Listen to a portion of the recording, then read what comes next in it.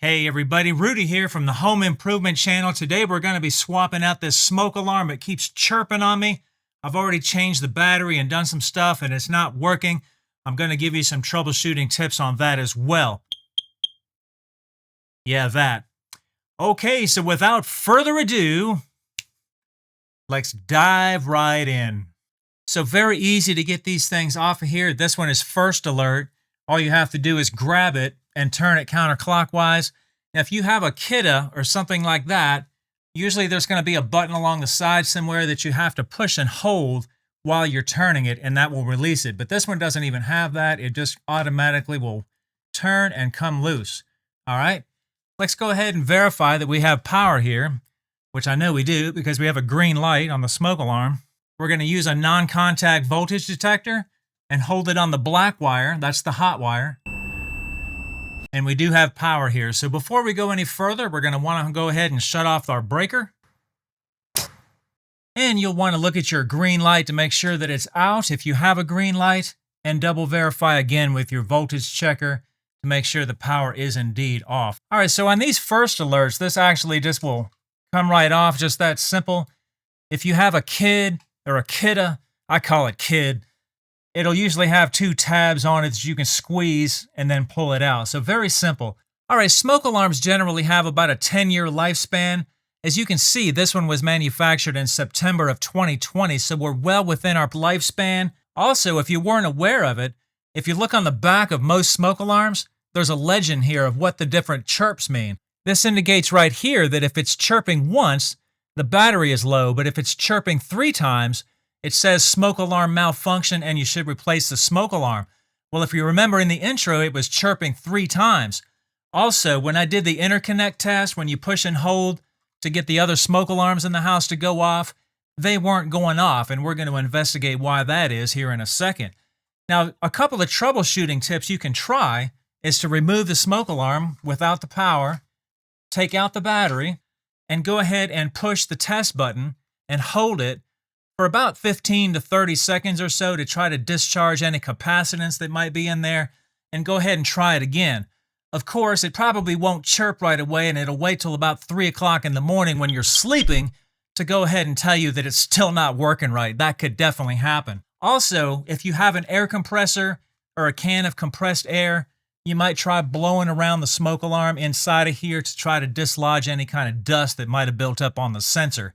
Other than that, we're just going to go ahead and replace this alarm. Now, what I'm going to replace it with is a 10-year battery, but hardwired.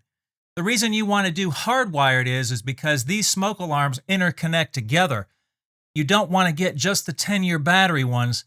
They do make Bluetooth smoke alarms that are battery only, but if you've already got established electric smoke alarms that run on your power, you don't want to get those because the interconnect won't work. So before we go ahead and change the plug out, I want to make sure that the new smoke alarm still fits the base.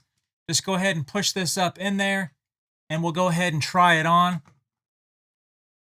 All right, so it does fit, no problem.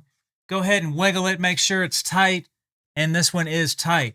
Now, I do recommend staying with the same brand. If you have First Alert, like I have, stay with First Alert. If you have kidda, stay with those. It makes everything a lot easier, and it's more compatible. All right, now I know that this plug will fit because we're just within a couple of years. The old one was 5 years old. For some reason, they do change the plugs every now and again, and I don't know why they do that. They should just leave the plugs alone. That way, if you have something that's 10 years old, you don't have to change out the plug. But our interconnect wasn't working, so I'm going to go ahead and change out this plug anyway because I suspect there might be something wrong with the plug and why this doesn't want to work. So let's go ahead and pull the wires out. Uh-oh, wait a minute. What's this? What's this? Okay. So our neutral wire isn't connected. All right. Well, that might be the problem. Everything else is connected. So our smoke alarm still had power, so it's probably getting neutral through the red wire. But our neutral wire was just barely in there. It wasn't even connected. So yeah, that's a problem. Ha, that might be the whole problem, but I'm going to go ahead and change this thing anyway because I've already gone this far. Like I said, I don't want to get woke up in the middle of the night with this crazy thing. So I'm going to go ahead and undo the wire nuts and we're going to put in the new plug. Now, these new smoke alarms usually do come with some adapters, and a lot of times you don't even have to change the plug. They'll come with adapters, maybe for an older style plug or a different brand or something like that, so that makes it super easy if you have those adapters. But we're not going to use those. We're just going to go with the direct plug. All right, so here's our new plug right here. Normally, you're going to have a cap on this red wire because it's not always used, but just take a pair of wire strippers and strip that back, just like so. Now on these, I do like to kind of have a little bit more than this, so I'm going to strip back just a little bit more on these. On these, you could take them apart and use the WAGO connectors, but I don't know, wire nuts are already here and we're good. They're already twisted together, so I'm just going to go with this. I do like to give these a pull just to make sure they're tight. This time we are going to connect the white wire. I didn't set that up, by the way. That was really like that, and the interconnect really didn't work and all that stuff. We're going to make sure this white one's connected. That's what happens when you're in a hurry. They just get it done, get it done. Then you get that kind of stuff, right? If you didn't know, the red wire is the signal that goes to the other smoke alarms that sets them off. You see that? That's what happens. All right, so I got my red wire fixed. Let's go ahead and push this back up inside the box here. By the way, you probably should have clean hands when you're doing this because you can smudge up your ceiling, and that's just not going to look good. And if you've got an older smoke alarm and this turns yellow, I've seen that happen a lot, go ahead and change your base. It's just 2 screws right here. But this one's not that old and it hasn't turned yellow. Make sure we got the right smoke alarm. 10-year battery backup, hardwired. Plug your connector in.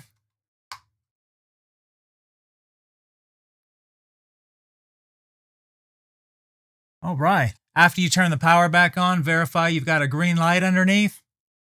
And let's go ahead and test this thing. You should really test this about once a week. It says once a week. Nobody really does that, including me, but that's what they say. So let's go ahead and test that. Push and hold. Let go.